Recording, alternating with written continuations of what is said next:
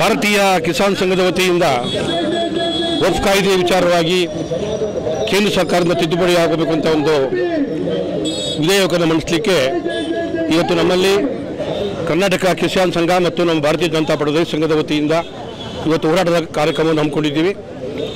ಈಗಾಗಲೇ ವಕ್ಫ್ ಕಾಯ್ದೆ ಪ್ರಕಾರ ರಾಜ್ಯದ ಹಲವಾರು ಗ್ರಾಮಗಳಲ್ಲಿ ವಕ್ಫ್ ಹೆಸರನ್ನು ನಮೂದಿ ಮಾಡಿರ್ತಕ್ಕಂಥದ್ದು, ಅದು ಮಠಗಳಾಗಿರ್ಬೋದು, ದೇವಸ್ಥಾನಗಳಾಗಿರ್ಬೋದು, ರೈತರ ಜಮೀನುಗಳಾಗಿರ್ಬೋದು, ಎಲ್ಲವನ್ನು ಕೂಡ ಅವರು ಇದ್ದಕ್ಕಿದ್ದ ಹಾಗೆ ಈ ಜಮೀನು, ಈ ಮಠಗಳು ವಕ್ಫ್ ಕಾಯ್ದೆಗೆ ಸೇರ್ತಕ್ಕಂಥದ್ದು ಅಂತ ಹೇಳಿ ಎಲ್ಲ ಕಡೆ ಪಾಣಿಯಲ್ಲಿ ನಮೂದಾಗಿರೋದ್ರಿಂದ ಅದನ್ನು ರದ್ದಾಗಬೇಕು. ಜೊತೆಗೆ ಕೇಂದ್ರ ಸರ್ಕಾರದಲ್ಲಿ ಈ ವಕ್ಫ್ ಕಾಯ್ದೆಯನ್ನು ಮಂಡಿಸಿ ಇಡೀ ರಾಷ್ಟ್ರಾದ್ಯಂತ ಎಲ್ಲೆಲ್ಲಿ ವಕ್ಫ್ ಜಮೀನು ನಮ್ಮದು ಅಂತೇಳಿ ಹೇಳಿಕೊಟ್ಟಿದ್ದಾರೆ, ಅದು ರದ್ದಾಗಬೇಕು ಅಂತ ಹೇಳಿ ಇವತ್ತು ಭಾರತೀಯ ಕಿಸಾನ್ ಸಂಘ ಮತ್ತು ನಮ್ಮ ಭಾರತೀಯ ಜನತಾ ಪಕ್ಷದ ರೈತ ಸಂಘ ಜಂಟಿಯಾಗಿ ಹೋರಾಟವನ್ನು ಮಾಡ್ತಾ ಇದ್ದೀವಿ.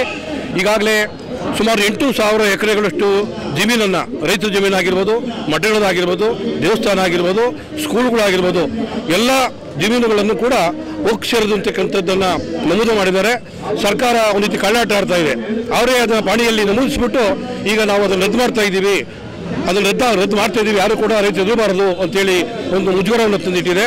ಹಾಗಾಗಿ ಅವೆಲ್ಲವನ್ನು ಬದಿಗೊಟ್ಟಿ ನಾವು ಇವತ್ತು ನರೇಂದ್ರ ಮೋದಿಯವರ ಸರ್ಕಾರದ ವತಿಯಿಂದ ಕೇಂದ್ರ ಸರ್ಕಾರ ತಮ್ಮ ಲೋಕಸಭೆಯಲ್ಲಿ ಈ ವಕ್ಫ್ ಮಂಡಳಿಯ ವಿಚಾರವನ್ನು ಮಸೂದೆಯನ್ನು ಮಂಡನೆ ಮಾಡಿ ಇಡೀ ರಾಷ್ಟ್ರಾದ್ಯಂತ ಇರ್ತಕ್ಕಂಥ 1 ಲಕ್ಷಕ್ಕೂ ಹೆಚ್ಚು ಇರ್ತಕ್ಕಂಥ ವಕ್ಫ್ ಜಮೀನನ್ನು ನಾವು ಸರ್ಕಾರಕ್ಕೆ ವಾಪಸ್ ತಗೋಬೇಕು ಮತ್ತು ರೈತರಿಗೆ ಅನ್ಯಾಯ ಆಗಬಾರ್ದು. ಈಗಾಗಲೇ ನೂರಾರು ವರ್ಷಗಳ ಕಾಲ ರೈತರು ತಾವು ಸಾಗುವಳಿ ಮಾಡಿಕೊಂಡು ಪಾರ್ಟಿಯಲ್ಲಿ ಹೆಸರು ನಮೂದಾಗಿದ್ರು ಕೂಡ ಇದ್ದಕ್ಕಿದ್ದಾಗೆ ರಾತ್ರಿ ಹೋಗಿ ವಕ್ಫ್ ಮಂಡಳಿಗೆ ಸೇರಿದು ಅಂತಕ್ಕಂಥದ್ದನ್ನು ನಮೂದು ಮಾಡಿರೋದು ಎಲ್ಲ ಒಂದು ರೀತಿಯಲ್ಲಿ ಇಡೀ ದೇಶವೇ ಮುಜುಗರ ಪಟ್ಟಿದೆ.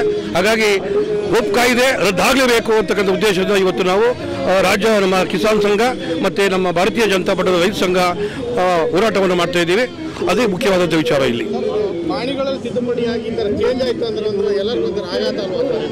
ದೇವಸ್ಥಾನ ಇರ್ತದೆ, ಯಾವುದೋ ರೈತರು ಮಾಡ್ತಾ ಇರ್ತಾರೆ, ಜಾಗ ನಮ್ದಲ್ಲ, ಈಗ ಬೇರೆ ಈಗ ಏನಾಗಿದೆ, ಎಲ್ಲ ಒಂದು ಕಡೆಗೆ ವಕ್ಫ್ ಸಮಿತಿಗೆ ಅನುಮಾನ ಬಂದಿದೆ. ಮುಂದೆ ನರೇಂದ್ರ ಮೋದಿಯವರು, ಕೇಂದ್ರ ಸರ್ಕಾರದವರು ಲೋಕಸಭೆಯಲ್ಲಿ ವಕ್ಫ್ ಮಂಡಳಿಯನ್ನು ನಿಯಮವನ್ನು ಮಂಡಿಸ್ತಾರೆ, ನಮ್ಮ ತಾನಾಗಿ ರದ್ದಾಗಬಹುದು ಅಂತ ಭಯದಿಂದ ಇದು ರಾತ್ರಿ ಈ ರೀತಿ ಮಾಡಿರ್ತಕ್ಕಂಥದ್ದು. ಇದ್ರ ಜೊತೆಯಲ್ಲಿ ನಮ್ಮ ಕರ್ನಾಟಕದ ಕಾಂಗ್ರೆಸ್ ಸರ್ಕಾರ ಕೂಡ ಕೈ ಜೋಡಿಸಿದೆ. ಸುಮ್ಮನೆ ಬಿಜೆಪಿಯವ್ರ ಬಗ್ಗೆ ಭೂಮಿಯನ್ನು ಕೊಡಿಸಿರ್ತಕ್ಕಂಥ ಸರಿಯಲ್ಲ.